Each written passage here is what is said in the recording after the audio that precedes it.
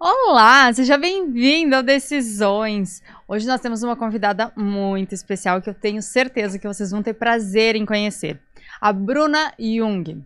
A doutora Bruna é consultora jurídica e advogada, especialista em direitos de família.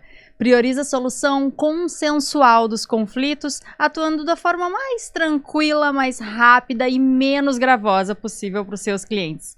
Além disso, a doutora Bruna Jung atua a nível nacional e internacional, atendendo clientes no formato online de diversos estados do Brasil. Mentora para advogados que desejam prospectar clientes de alto padrão no meio digital.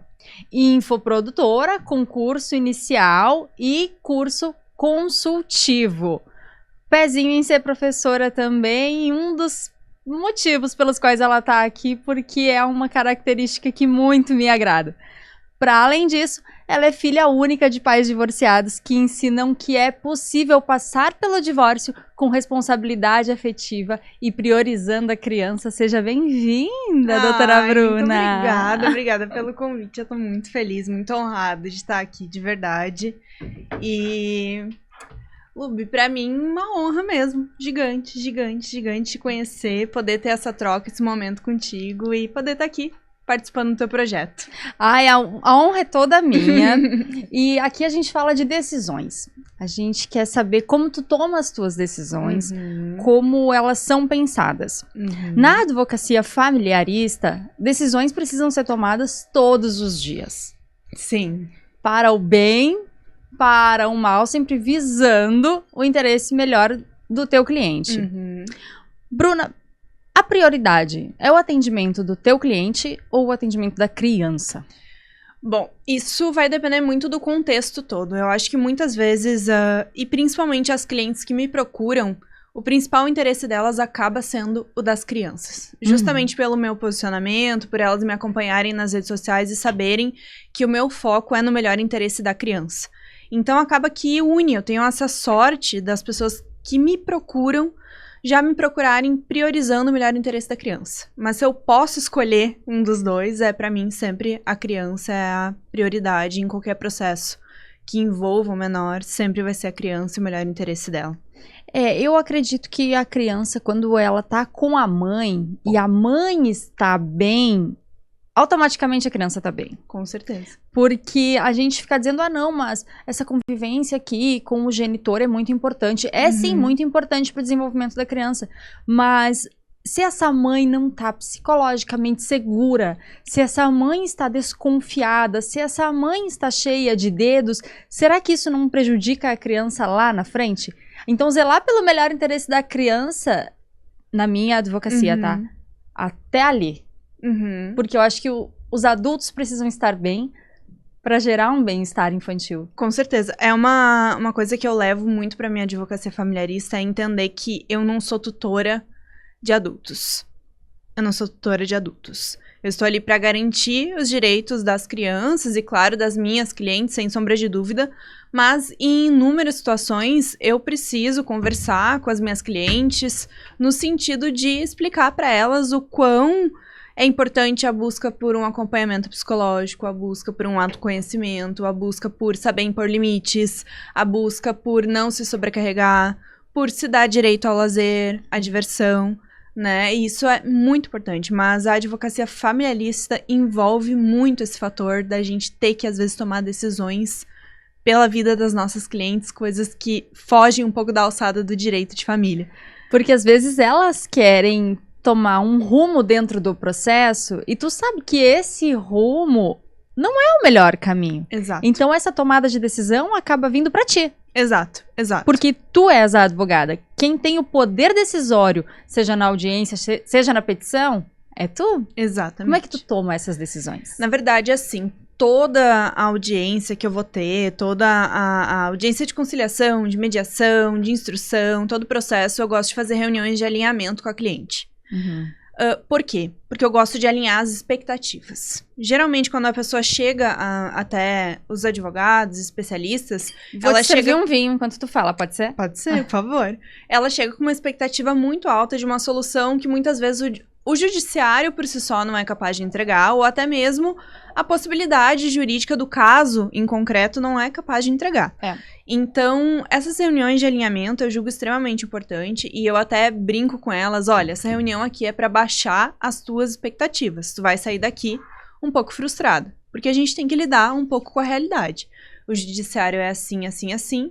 As coisas geralmente não acontecem exatamente da maneira como a gente imagina e como sonha. Nem no tempo que a gente imagina e sonha. É muito menos no tempo.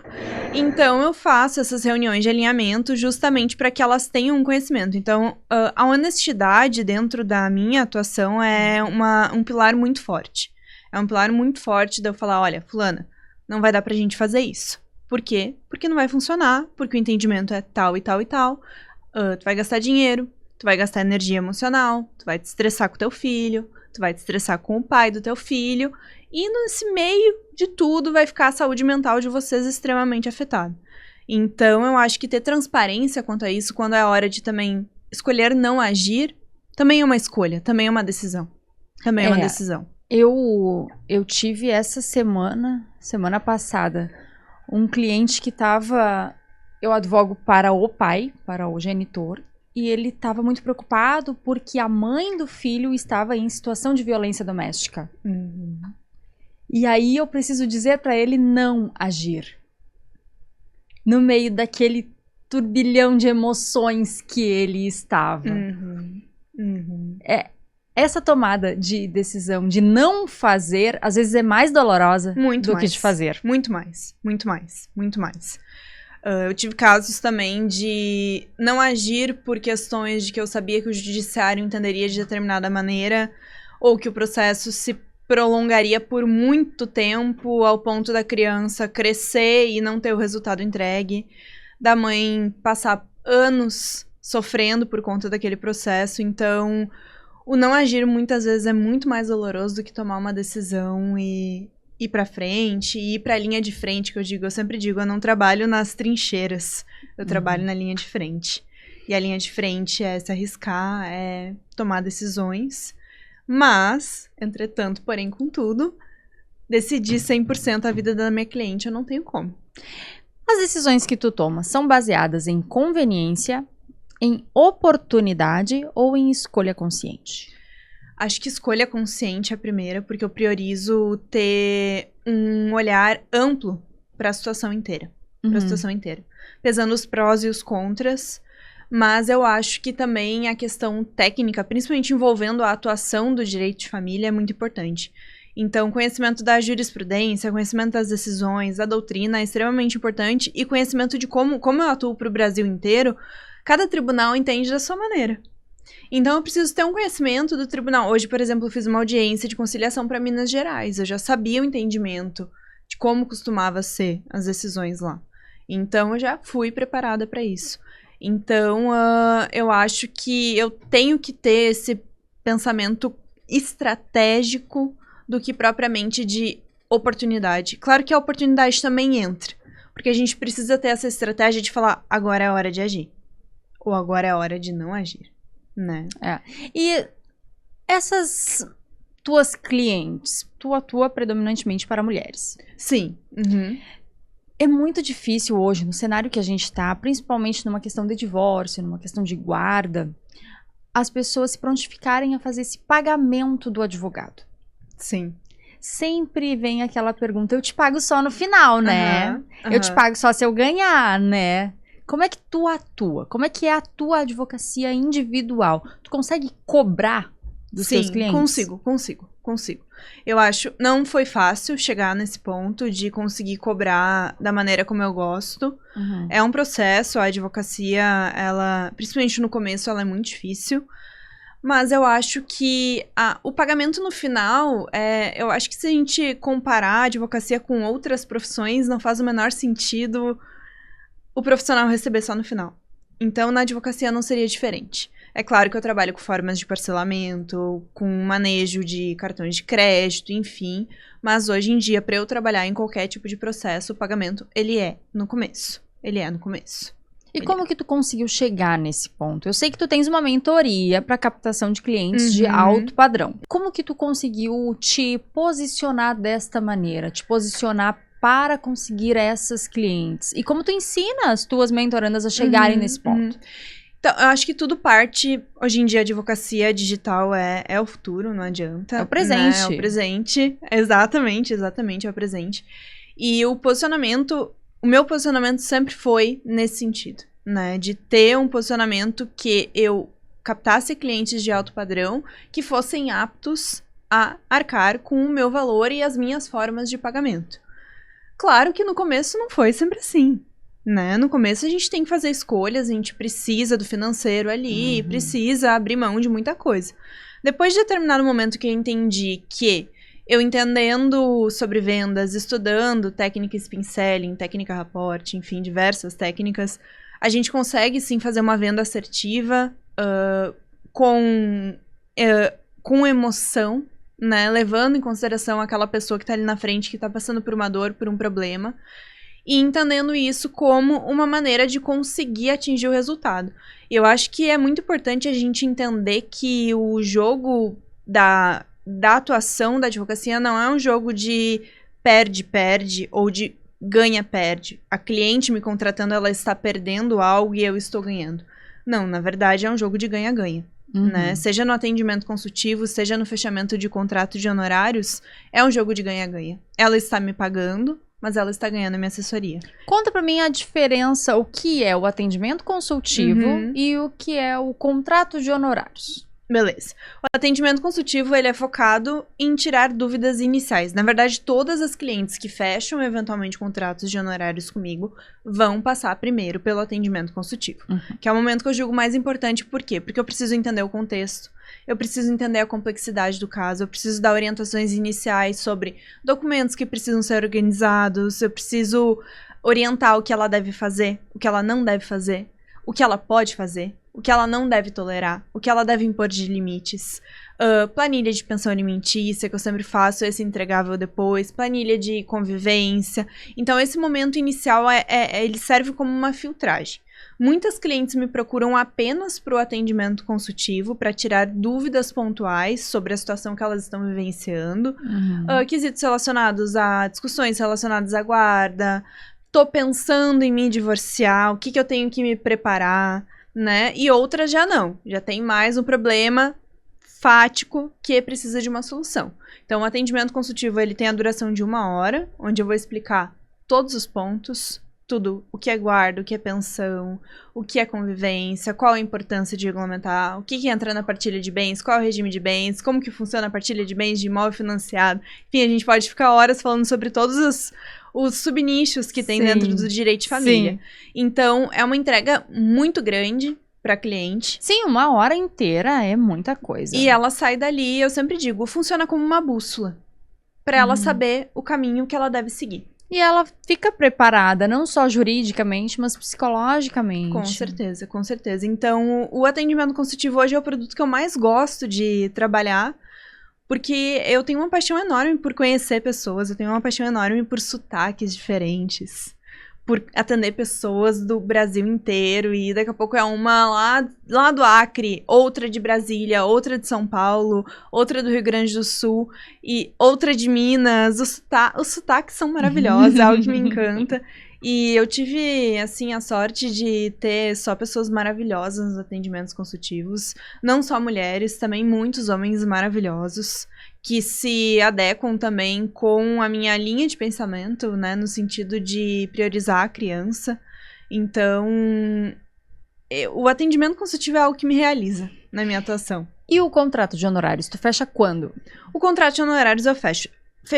Fizemos o atendimento consultivo, a cliente tomou a decisão, falou, doutora, quero então seguir adiante. Perfeito, passo ali o valor na hora, passo as condições de pagamento, a gente negocia, né, é olho no olho na hora da venda, e aí sim, com base nisso, a gente fecha o contrato de honorários já com a estratégia jurídica traçada dentro do atendimento consultivo, porque ela sai do atendimento consultivo sabendo o que ela precisa fazer. né? Se é Sim. uma revisional de alimentos, se é um processo de divórcio consensual e litigioso. Uma relação de documentos. Exato, com tudo. Uhum. Então, a partir do momento que dentro do atendimento consultivo ela já tomou a decisão, ela já sai saindo o valor. E se ela deseja fechar ali na hora, a gente já fecha na hora, encaminha o contrato de honorários e a gente começa a dar seguimento na ação dela. Claro. Algumas gostam de pensar um pouquinho, que é natural, né? Então, dou um tempinho. Principalmente quando a questão é um divórcio, né? Muito, muito. Tem que ter muita paciência, muita paciência. Eu vou dar um exemplo. Eu tenho uma cliente que ela fechou o contrato comigo em dezembro, para um divórcio. E até agora, ela fechou o contrato, me pagou. E até agora, ela ainda não tem a certeza absoluta. E ela me pediu, doutora, me espera, eu tô me preparando. E eu vou esperar ela. E quando ela estiver pronta, vai gente ser entra. um babado. Exatamente, exatamente. Bruna, mentoria. Como acontece a tua mentoria para prospecção de clientes? Quem são as tuas mentoradas? Bom, então, eu comecei com a ideia da mentoria depois de muito tempo matutando o meu pezinho no professora mesmo. Minha mãe é professora, minhas tias são professoras. Eu ainda vou levar a Bruna pro mestrado da URGS. Eu tô lá, eu tô quase lá. Quero ver. Eu tenho um pezinho muito forte, eu gosto muito de ensinar. Dar aula é algo que me deixa muito realizado, muito realizado. E eu acompanhei uma palestra tua e tu faz com brilho nos olhos. Eu adoro. E a mentoria surgiu como uma ideia de conseguir fazer com que colegas advogadas, principalmente mulheres, não estritamente do direito de família, consigam enxergar o potencial que tem a internet como um mecanismo de captação de clientes e também como uma ferramenta de autoconfiança para vender a sua advocacia, né? Então, eu fechei a última turma agora, nós encerramos no finalzinho do ano passado, foram 12 alunas de diversos lugares, a maioria de direito de família, uma de previdenciário, mas todas com resultados muito positivos, assim. Bom, virei amiga de todas, né? Virei amiga de todas. E depois disso, então, eu iniciei com a mentoria pontual, que é uma mentoria individual. Individual. Então, é 3 encontros comigo, em que a gente trata desde captação de clientes, a técnica de venda de atendimento consultivo, a técnica de fechamento de honorários, de contrato de honorários, e técnica de produção de conteúdo voltada para o cliente ideal. Porque quem fala para todo mundo não fala para ninguém. E a gente precisa entender isso, né? Entender quais são as dores, os medos, os sonhos dos nossos clientes, pra gente se comunicar diretamente com eles, ter uma comunicação assertiva. Então, tudo isso é trabalhado dentro da minha mentoria. Tudo isso é trabalhado na mentoria. E a mentoria pontual é um momento mais individual. São 3 encontros, 1h30, 2 horas, às vezes 3, né? A gente vai levando. E é um momento em que realmente a gente vai aparar as arestas e nomear as dificuldades, traçar um processo comercial de venda para essa pessoa e para essa colega, e com base nisso ela ir implementando, e conforme ela for implementando, volta para a reunião, a gente faz os ajustes e assim vai seguindo. E por que odeia essa palavra mentoria? Eu tenho uma questão que eu acho que o marketing digital, ele saturou. E eu não tenho problema nenhum, na verdade, com a palavra mentoria. Esse não é meu problema. O meu problema é como a gente vê pessoas utilizando dessa palavra para vender curso que faz a pessoa ali, às vezes, gastar um dinheiro que ela não tem por uma promessa que a gente sabe que é muito difícil de alcançar. Eu fui numa palestra esses dias, eu não lembro quem era o palestrante. Foi um evento organizado aqui em Porto Alegre pelo Rafael Nascimento, o Dropamina. E um palestrante falou exatamente disso, que existem 3 níveis. A gente chama todo mundo de mentor, mas existem 3 níveis. O nível mais baixo, que é o nível coach, que é o teu treinador. É o cara que tu diz pra ele assim, peguei uma ação de inventário e agora como eu faço? E o cara pega junto contigo e vai fazendo contigo até tu aprender. Esse é o coach, esse é o treinador. É como se fosse o teu treinador da academia, o teu instrutor. Num segundo nível, nós temos o professor. O professor, ele diz assim, olha, na ação de inventário são esses documentos, ela vai levar no mínimo tanto tempo e a cada pausa eu vou te explicando o que vai acontecer. Então é uma relação um pouco mais distante do coach, do treinador, mas ainda assim é uma relação de assessoramento. Já o mentor, ele vai ser a última etapa. O mentor, ele vai olhar pra ti e vai dizer, tá fazendo errado, hein? E aí tu vai dizer, mas como é que faz? Aí tu vai dizer assim, ó, volta lá pro coach. Eu tô só te direcionando aqui. E por isso que às vezes a gente usa a palavra mentoria como uma estratégia para dizer, olha, eu presto tal serviço. Mas às vezes nem é o serviço de mentor, né? Que pra mim, mentor, assim, é o Roberto Justo, sabe? Está demitido. Exato.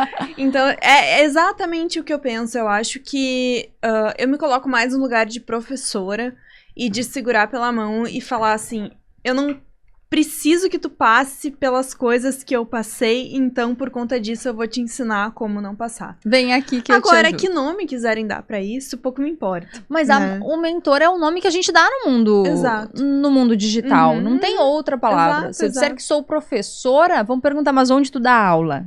Numa faculdade, numa universidade, sim. com Né? E certeza. agora mentor é a palavra que temos. Exatamente. Então, tenho minhas ressalvas, mas uso. Claro. Não tem problema nenhum e não tem problema nenhum mudar de ideia também, daqui a pouco sobre a palavra, tudo certo. A palavra é ótima, tá tudo certo. E curso online? Tu tens 2 cursos online. Tenho 2 cursos. O primeiro é o Inicial Fora da Caixa, que é voltado para como elaborar uma petição inicial de guarda, alimentos e regulamentação de convivência. Muito pegar pela mão. 100% completa, com modelos, com módulos específicos sobre como funciona a audiência de conciliação, de mediação, de instrução. Tudo, mais de 20 modelos de peças. Isso então, é praticamente uma pós-graduação. É. Então, é um curso que atualmente tá com as vagas abertas. Esse tá com as vagas abertas. E eu tenho consultiva também, que é voltado pra entender como vende atendimento consultivo por meio da internet. Esse eu encerrei as vendas. Eu pretendo voltá-lo a vender. Não tenho data ainda, porque eu quero dar uma organizada ainda um pouco melhor no conteúdo, esperar os feedbacks, repaginar algumas coisas, acrescentar algumas coisas. Então, esses são os 2 cursos que eu tenho, assim, no mercado, além da mentoria pontual e da mentoria DEA, que é a mentoria em grupo daí, que por enquanto eu tô com as vagas fechadas. Por questões que eu preciso também adaptar, repaginar, reorganizar. Eu sempre priorizo em fazer uma entrega muito real. E não é só vender, né? Tem que entregar. Exatamente. E se é pra eu entregar um material que eu não me sinto orgulhosa, que eu não gostaria de comprar, eu prefiro dar uma segurada, ajeitar, fazer do meu jeito, organizar tudo e aí sim fazer uma entrega de valor que equivala ao preço que eu vou cobrar também, né? É muito responsável da tua parte pensar assim, Sim. que o que eu quero entregar é mais do que o que eu cobro por isso. Eu quero me sentir orgulhosa do que estou entregando. É muito, muito responsável da tua parte. Muito. Eu acho que a gente eu prezo isso porque eu acho que a gente vê tantos gurus de internet fazendo exatamente o contrário. E eu fico tão chateada com isso. O guru é chato. Então eu fico tão chateada com isso que eu gosto de priorizar a entrega mesmo. E se eu precisar travar, trancar, dar 2 passos pra trás e ter que regravar o curso inteiro pra fazer uma entrega boa, eu vou fazer. Como se prospecta clientes de alto padrão? Com posicionamento na internet.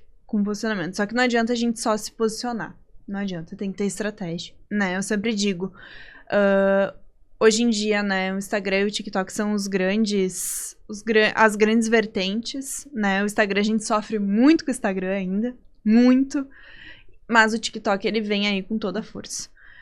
Como prospectar os clientes de alto padrão? A gente precisa entender que a imagem comunica, o linguajar comunica, a forma que eu falo comunica, mas, além de tudo, o conteúdo comunica. Então, eu sempre gosto de ensinar, principalmente para as minhas alunas, que a gente precisa dividir os nossos conteúdos pelo menos em 3 nichos. Conteúdo da humanização, porque a pessoa ela só vai comprar de ti se ela gostar de ti e ir com a tua cara.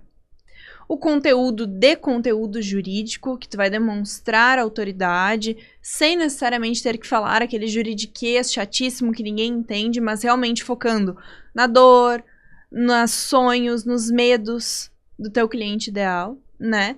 E um conteúdo de ação de vendas, claro, sempre respeitando o código de ética da OAB, que nós temos limitações. Com esses 3 conteúdos, a tendência é que tu consiga prospectar clientes. Não acontece de uma hora pra outra. Não acontece de uma hora pra outra, e eu sempre digo isso. É trabalho de formiguinha, é constância, é produzir em volume. E quanto mais a gente produz em volume, é um ponto positivo. Por quê? Porque quanto mais a gente produz em volume, mais rápido a gente erra e mais rápido a gente aprende. Aqui temos um ensinamento. Então, assim, é se jogar mesmo. É se jogar mesmo. Então, eu sempre digo para as minhas alunas, joga aí 12 conteúdos. 4 de humanização, 4 de conteúdo e 4 de ação de vendas. Testa. Vê se dá certo. Não deu certo? Muda no outro dia. Faz um conteúdo diferente. Bota 3, bota 2, vai mudando, vai testando, né? E tentar estar presente, eu gosto de chamar da estratégia da presença 360, que é estar presente tanto no Instagram, quanto no TikTok, quanto por meio de sites, quanto por meio, até mesmo no Pinterest, tem gente que prospecta clientes, o que é incrível. Sim, tem gente que vende dropshipping no Pinterest. Exato, então assim, todo lugar é lugar, mas a gente precisa estar disposto a tentar. E principalmente a aceitar que a gente vai errar muito. Mas quanto mais a gente errar, mais rápido a gente aprende. Tudo muito rápido. Exato. Eu errei, eu já noto que errei, eu já conserto e bola pra frente, segue o baile. Mas tem que estar disposta. Eu acho que a maioria tem receio de passar aquele papel de ridícula, né? Mas nós somos. Todos somos, né? E se a gente não poder pensar um pouquinho nisso no sentido de vale a pena ali na frente, isso vai voltar? E só ri de ti quem não construiu nada.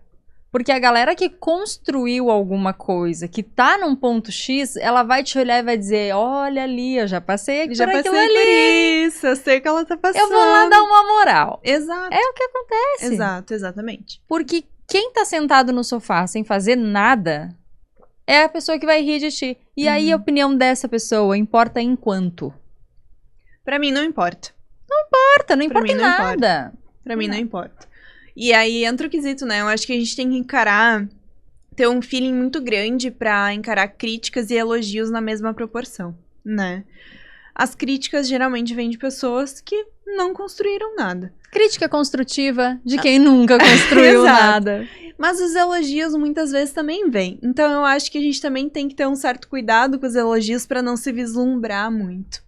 Então, pé no chão, mas só as pontas. Só as pontinhas, né? Só as pontinhas, pra gente poder sonhar um pouquinho também. Falando em sonhar, se tu não fosse advogada, o que tu seria? Sabe que essa é uma pergunta que quando a gente conversou, né, eu tenho uma dificuldade muito grande de responder. Eu tenho uma afeição muito grande às questões humanas, assim, à psicologia. Então, eu acho que eu seria psicóloga, provavelmente. Agora, especialista em alguma área pontual? Não. Não sei, eu gosto muito da terapia cognitiva comportamental, é uma área que eu gosto muito. Gosto muito de psicanálise também. Sei que não tem nada a ver uma com a outra, então não me xinguem, por favor, eu tenho afeição pelas duas. Mas eu gosto muito da área de humanas. Agora, eu admiro muito quem é psicóloga, porque eu faço 2, 3 consultorias por dia, eu já saio exausta. E aí eu vejo psicólogos fazendo atendimentos das 7 da manhã às 7 da noite. E eu penso, que carga. Como? Que carga. Então é uma profissão que eu admiro muito. A família do meu namorado inteira é 90% de psicólogos. E eu admiro muito, é uma profissão que eu admiro muito. Ele é psicólogo? Ele não, ele é designer. Ele é o que fugiu do nicho da saúde ali. Porque o meu sogro, ele é médico oncologista, o restante da família é de psicólogos, os filhos são todos psicólogos, e o Henrique é designer. Então ele tem um pezinho na arte muito forte. Então eu sempre brinco, foi que quando a gente se conheceu, eu falei, ele usa um lado do cérebro, Eu uso o outro. Se completa. Exatamente, exatamente. Bruna, e as tuas ambições? Sou advogada familiarista, sou especialista nisso, tu tens os teus cursos digitais. E o que tu quer da vida pra agora? Pra agora? Agora eu digo daqui 2 anos, 3 anos. Olha, eu tenho a pretensão de continuar com os meus cursos, de continuar podendo capacitar advogadas, colegas. Eu acho que esse é o meu principal propósito. Ganhar dinheiro, porque eu também não vou ser hipócrita de falar que isso não importa. Mas isso bom, importa, né? Isso importa. Pra mim é o que mais importa. Exato. Então, assim, se eu puder unir fazer algo que eu gosto com poder ter um retorno financeiro positivo, pra mim, perfeito.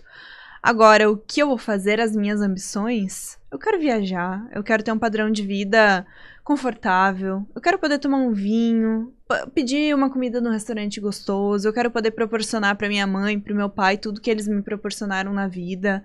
Eu quero poder retribuir pros meus sogros tudo que eles me proporcionaram também. Então, assim, vem muito de um lugar de amor mesmo, sabe? E não puramente de eu quero chegar a um status tal, eu quero ser uma advogada renomada, ponto, tal. Não, eu acho que isso vem com o trabalho que eu tô fazendo, né? As minhas ambições pessoais são um pouco diferentes para além de títulos e titulações. Sim. E tu trabalha com o direito de família e com divórcios também. Qual foi o divórcio que mais te impactou? O divórcio dos teus pais te impactou? Não, ou foi um divórcio que tu fez como advogada? Eu acho que a gente pode começar a falar sobre o divórcio dos meus pais, porque eu acho que cabe o exemplo. Cabe o exemplo. Nenhum divórcio é fácil. Fato. Nenhum divórcio é fácil. Meus pais estavam casados há 25 anos. Mãe, me corrija se eu estiver errada. E por muito tempo, eles conseguiram manejar a situação de tentar resolver aquela situação, de continuar no relacionamento, até que realmente chegou um momento que não deu certo.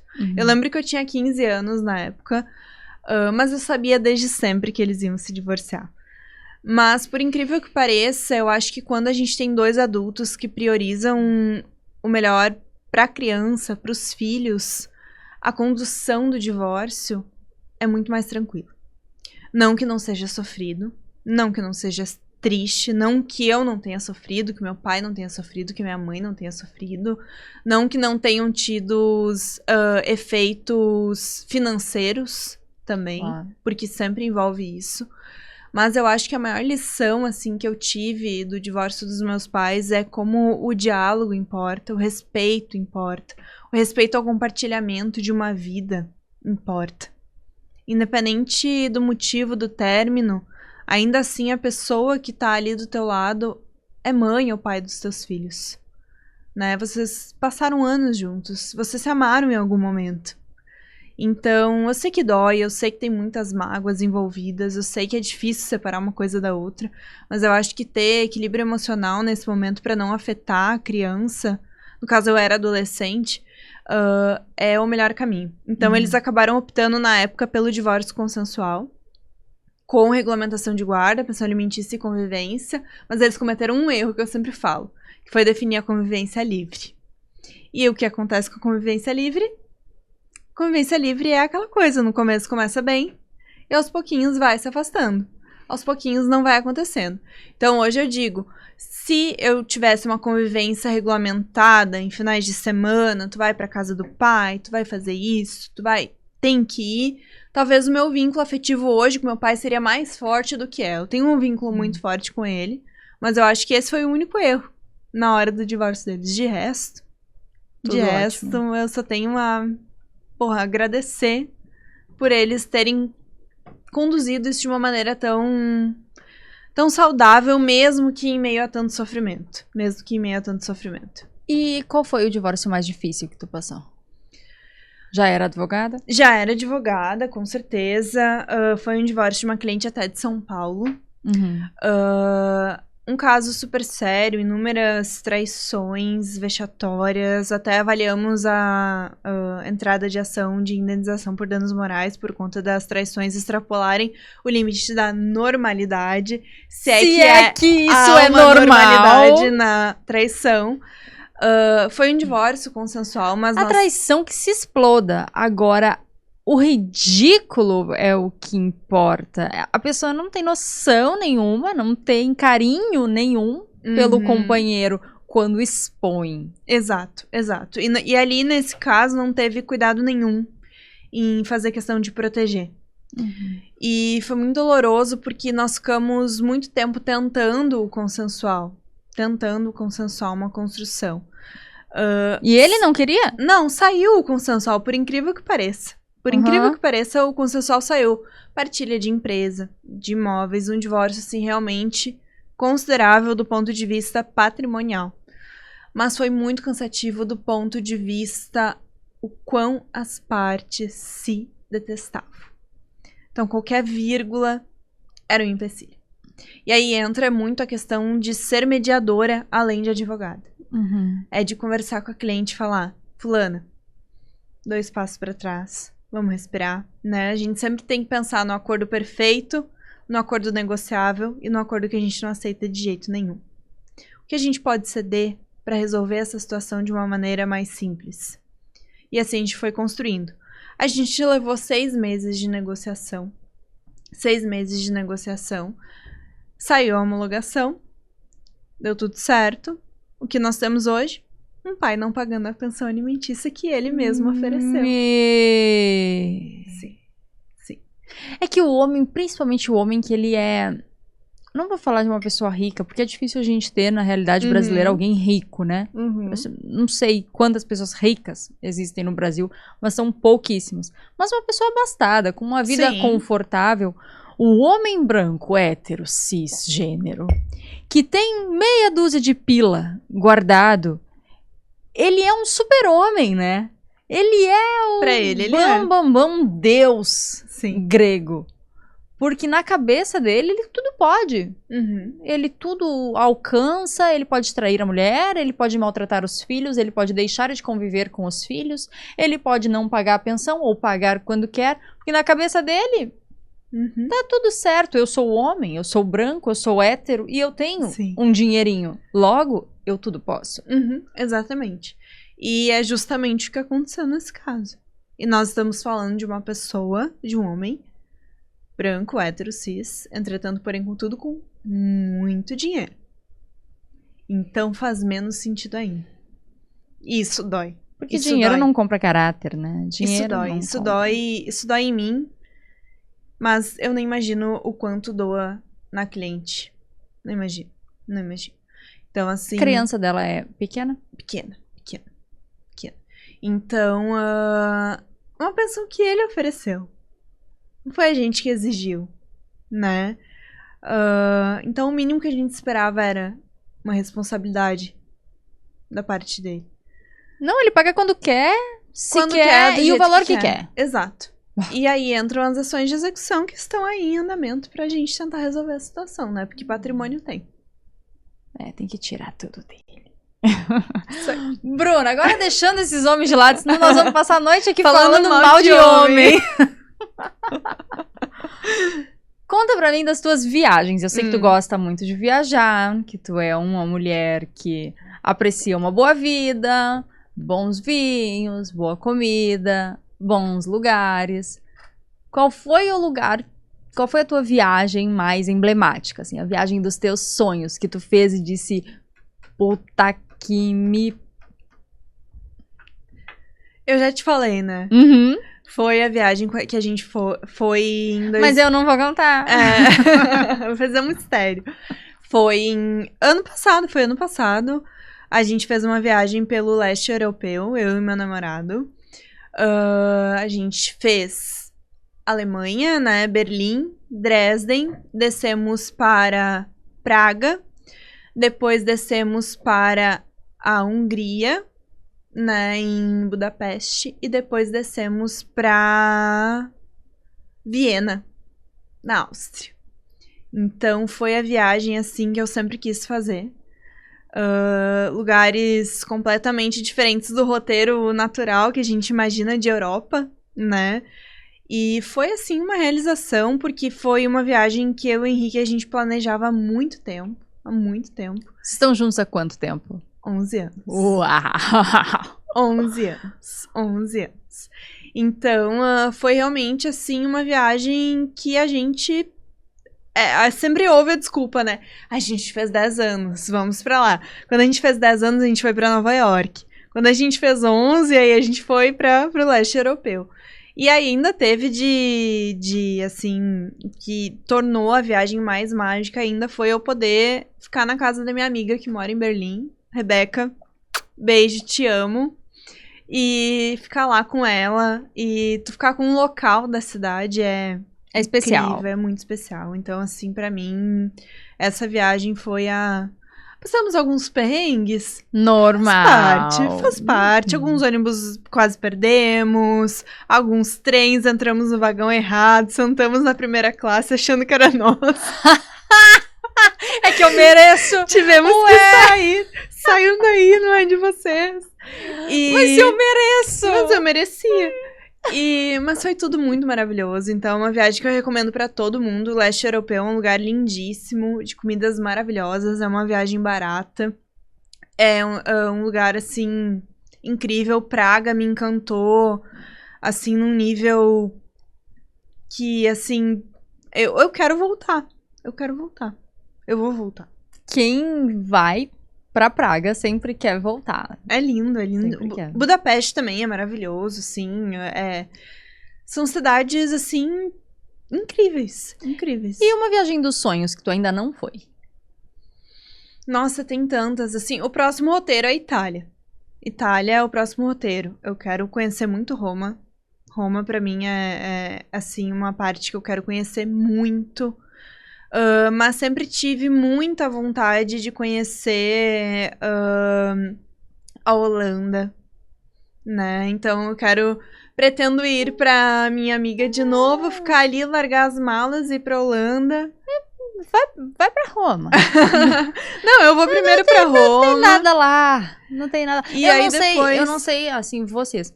Mas a gente, quando eu fui, né? Claro, antes da pandemia. Uhum. Na Holanda, a gente que não é muito adepto da droga, a gente não tem muito o que fazer. Porque o pessoal se droga e vai a festas e usa mais drogas e amanhece em festas. Não. E aí de dia é meio monótono, né? Porque só tem batata pra comer. É batata no purê, batata frita, batata assada. Batata. É batata. E aí não é assim. Eu achei que ia ser melhor a Holanda e a Bélgica. Achei, nossa, vou comer horrores de chocolate belga, vou tomar cerveja. Mas vai pra Roma, Vou pra Roma primeiro, depois, quem sabe, vou pra Holanda, quero ir pra Polônia. Tenho muita vontade de conhecer Auschwitz. É uma coisa que a história da Segunda Guerra me pega muito. Eu gosto muito de ter, assim, esse conhecimento. Sei se eu vou conseguir, do ponto de vista que é muito pesado. Energético. Mas é algo que eu penso em fazer. Mas, e Suíça, né? A Suíça. Quem sabe uma Itália, vai subindo. Dá uma passadinha na Suíça, volta. Ai, como é bom, né? Ai, sonhar com rico é tão bom.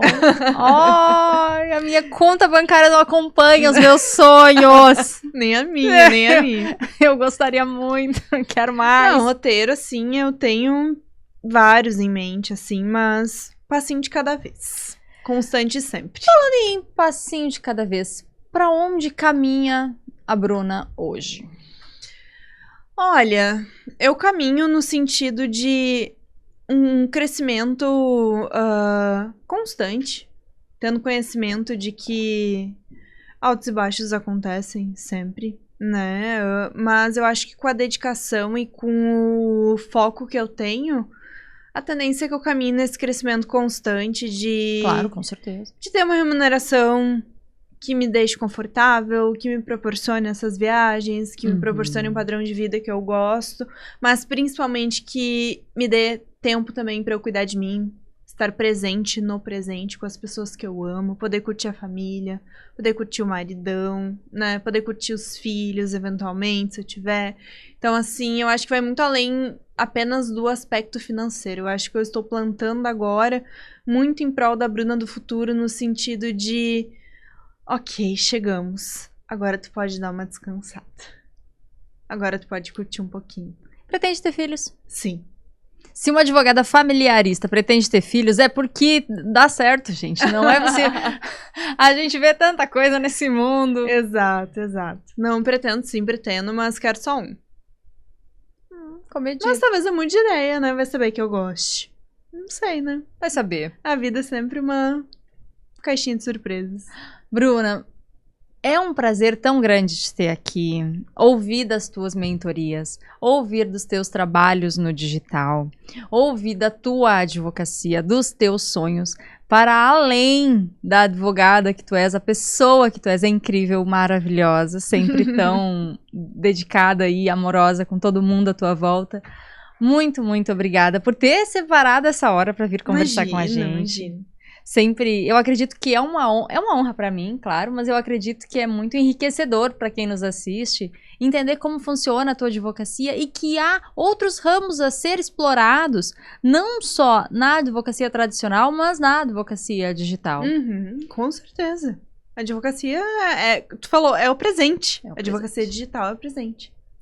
Bruna, muito obrigada. Que agradeço, meu Deus, que honra.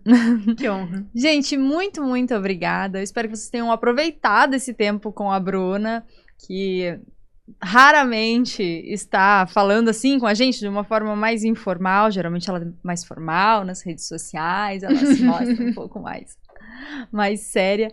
Mas eu agradeço muito o tempo de vocês, a disponibilidade em nos assistir. Entre em contato. Como é que as pessoas te encontram, Bruna? Bom, o meu @no Instagram é @BrunaJung, Bruna Jung, Jung. E o meu TikTok é bruna.jung, também Jung. Então já coloquem pra me seguir lá, que tem muito conteúdo no meu TikTok que é A mulher é uma máquina de conteúdo. E aí, quem tem, né, interesse em fazer atendimento consultivo, mentorias, enfim, lá na bio do meu Instagram, tem todas as informações. Só entra lá e entrar em contato comigo. Pessoal, boa noite. Muito, muito obrigada pela audiência. Muito obrigada pelo like de vocês. Vejam os nossos outros vídeos e eu acredito que semana que vem tem mais. Tchau, tchau.